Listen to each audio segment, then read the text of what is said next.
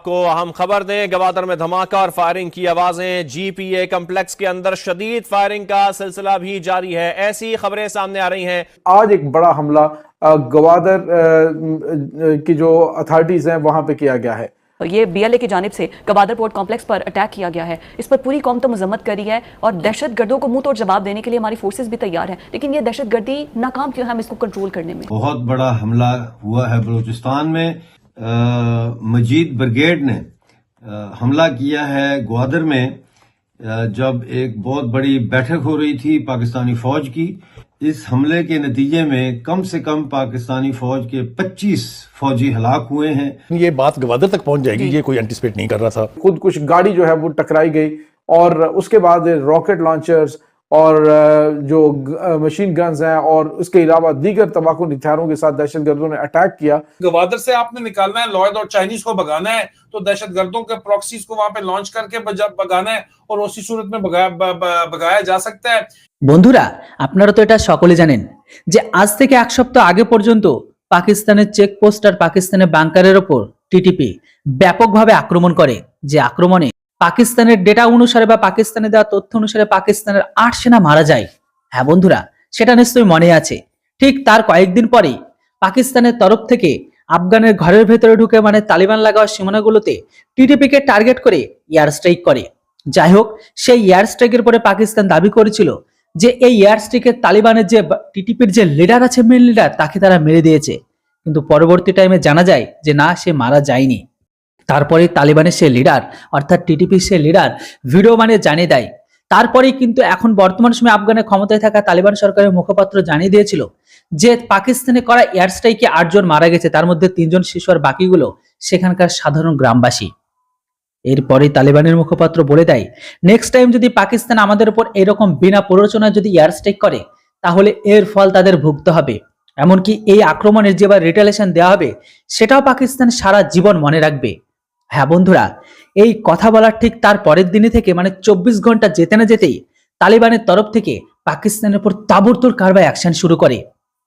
যে অ্যাকশনে পাকিস্তানের সেনারা চেকপোস্ট তো ছাড়ুন, পাকিস্তানের অনেকগুলো চৌকি পর্যন্ত ছেড়ে পালিয়ে যায়। এমনকি কিছু কিছু জায়গায় তালিবানকে কোনো গুলি না চালিয়ে সেই সমস্ত জায়গাগুলো ক্যাপচার করে নেয়। এখানে শেষ হয়নি, তালিবান সেনার কাছে পাকিস্তানের অনেক সেনা সারেন্ডার পর্যন্ত করে। এটাতে ছিল পাকিস্তানের তালিবানের আপডেট।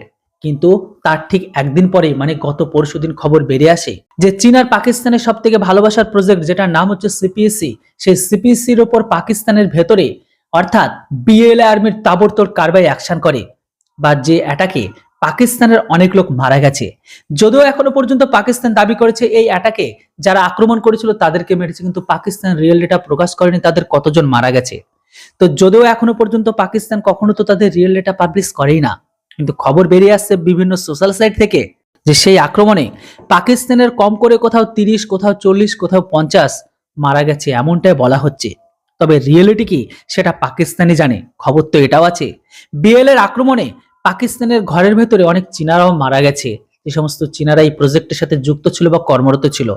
तो বন্ধুরা, পুরো ভিডিওটা আগে দেখে নিন। इस हमले के नतीजे में कम से कम पाकिस्तानी फौज के 25 फौजी हलाक हुए हैं, जिनमें 2 कमीशन्ड ऑफिसर्स हैं।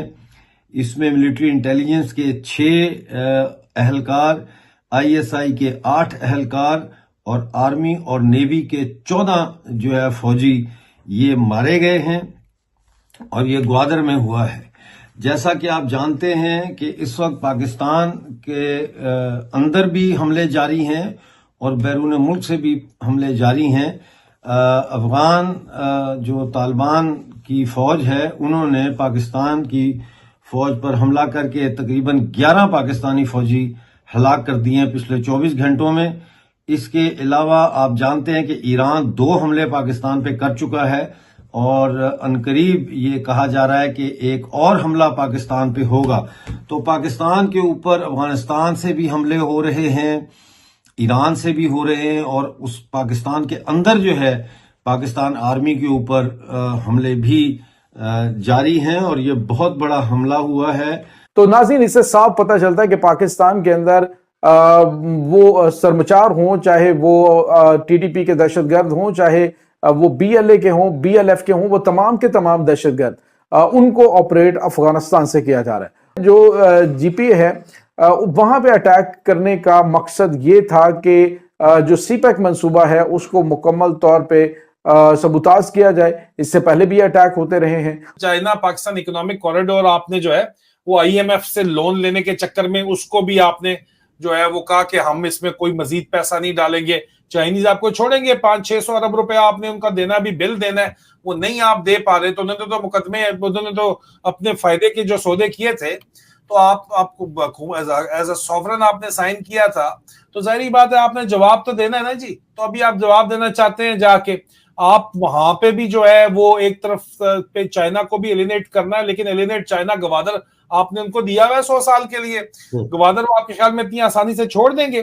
तो फिर सर इस सारे सिनेरियो के अंदर जाहिर बात है लॉ एंड ऑर्डर सिचुएशन को बलूचिस्तान में हमेशा की तरह खराब करके ये काम कराया जा सकता है, which will play in the hands of the enemies of और द इंटरनेशनल प्लानर्स जो कि पाकिस्तान को जो है बैलकनाइजेशन करना चाहते हैं, पश्तूनिस्तान अलहदा, ग्रेटर पंजाब अलहदा, कश्मीर उधर, जीबी उधर तोड़ना चाहते हैं जो पाकिस्तान को, उनके गेम प्लान के एन मुताबिक ये काम है। क्योंकि गवादर से आपने निकालना है, लॉयड और चाइनीज को भगाना है, तो दहशतगर्दों के प्रॉक्सीज को वहां पे लॉन्च करके भगाना है और उसी सूरत में भगाया जा सकता है। तो आप चाइनीज पैसा नहीं दे तो चाइनीज गवादर पे कब्जा कर लेंगे, और Chinese Gwadar deep sea port का कब्जे का मतलब है कि चाइनीज नेवी भी अगर वहां पे आ सकती है तो पूरे रीजन के ऊपर जो आगे पूरा आपका ऑयल का बेल्ट है, स्ट्रेट ऑफ हॉर्मुज है, उसके ऊपर चाइना आके बैठ जाएगा जाके।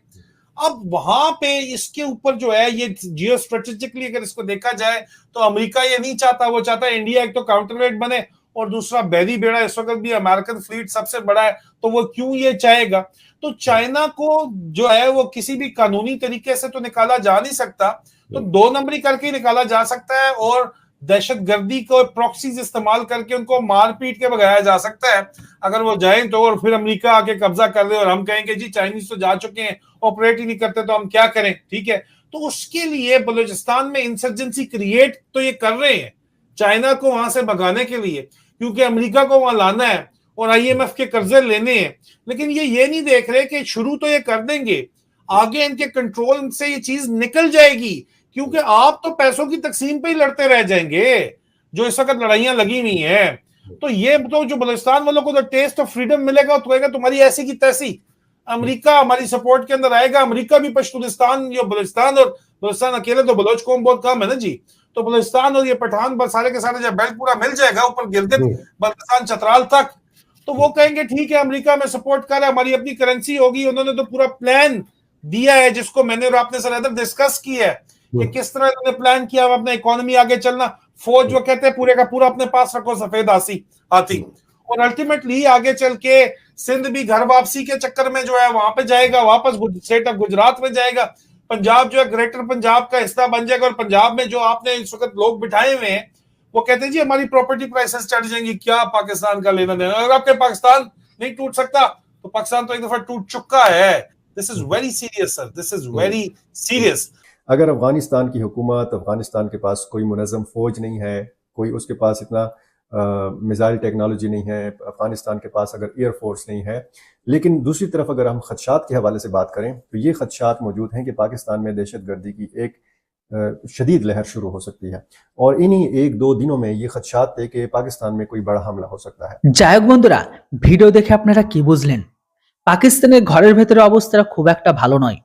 এই মুহূর্তে তারা দাবি করছে যে একদিকে তালিবান, তারপরে আবার ঘরের এরকম পরিস্থিতি, অন্যদিকে বিএলএ আবার টিটিপি। এই সুযোগে মানে এই ঘোলা জলে যে ভারত মাছ ধরবে না এর কোনো গ্যারান্টি নেই।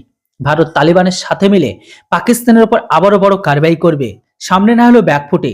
তো বন্ধুরা, এটা তো আমি জানি না যে ভারত আদৌ এখানে তালিবানের সাথে দিয়ে তাদের উপর খেলাবে কিনা, কিন্তু যেটাই হোক আজকের দিনে দুটো ইসলামিক দেশের মাঝে যে পরিস্থিতি তৈরি হয়েছে, অপরদিকে বিএলএ যেভাবে ঠোকাই করছে, এটাকে দেখে মনে অনেক শান্তি আসে। আপনাদেরও যদি মনে শান্তি আসে অবশ্যই কমেন্ট বক্সে লিখে জানান। Thanks for watching. জয় হিন্দ, বন্দে মাতরম।